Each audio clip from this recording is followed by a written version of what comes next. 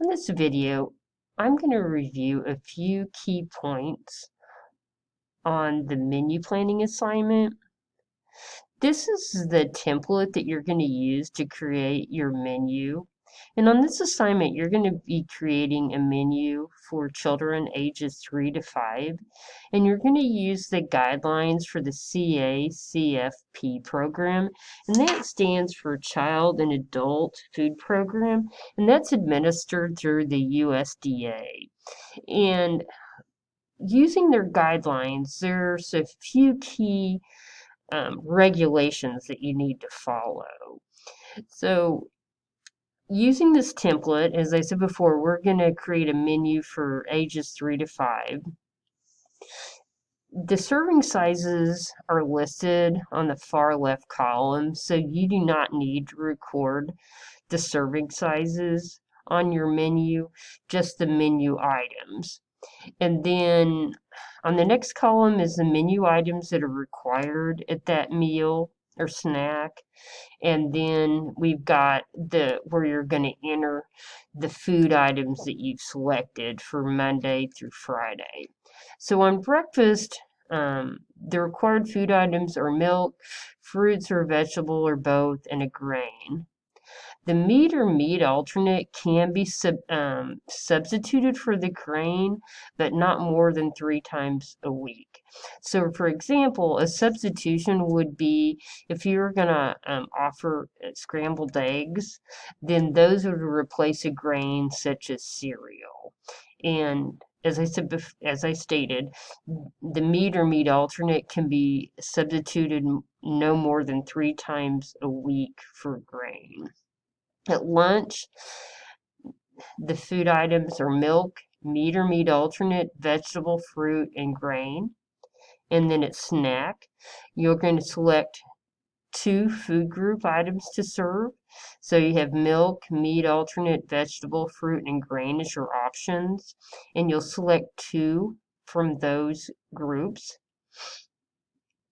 Now there's some specific guidelines that you need to follow when you're creating this menu. So I'm going to go over some of the important key points.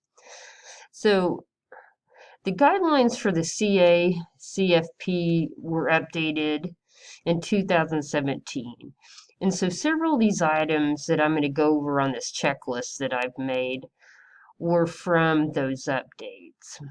And on this checklist that I've created for you, I hit some of the key points that are really important for the age group of 3 to 5 years old. So one of the changes is that 100% juice can only be served 1 time a day. So you can only serve juice at breakfast or at snack, but not both times. So only 1 time a day. Whole wheat grain item must be served at least 1 time a day, and it cannot be a dessert. At breakfast, the meat or meat alternate is not served unless it's replacing the grain item. And as I stated before, that cannot occur more than 3 times a week. Breakfast cereals must contain no more than 6 grams of sugar per dry ounce. So no high sugared cereals can be served. Tofu can now be served as a meat alternate. Yogurt cannot be used to replace milk, but yogurt can be used as a meat alternate.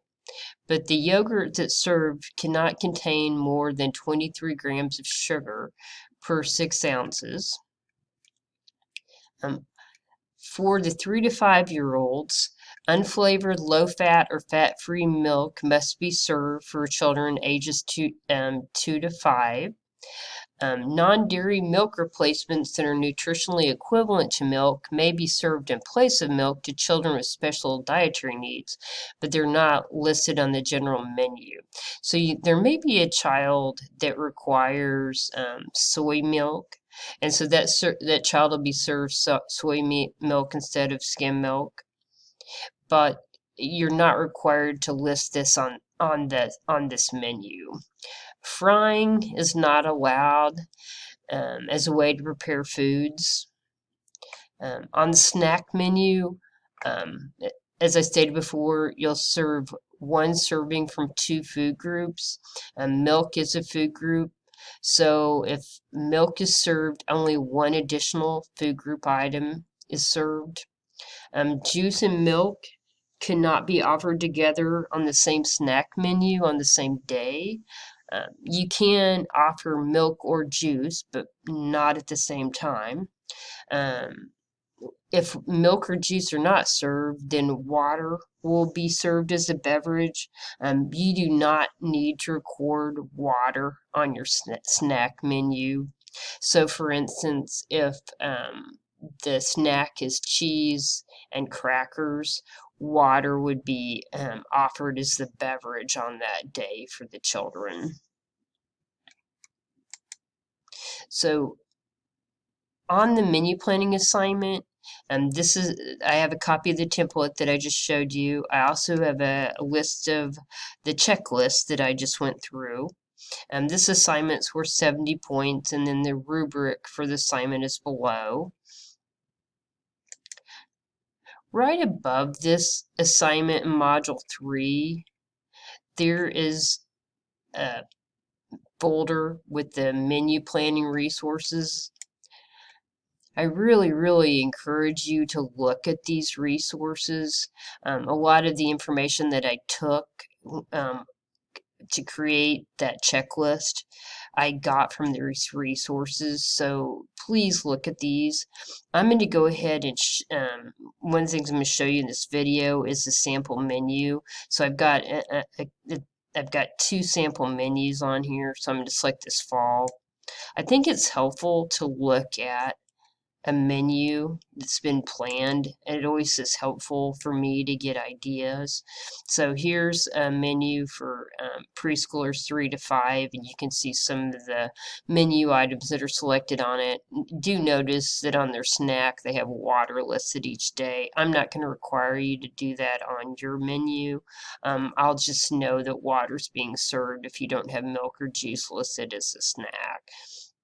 So as I said before, review the checklist because there's some really important things on there that I just covered.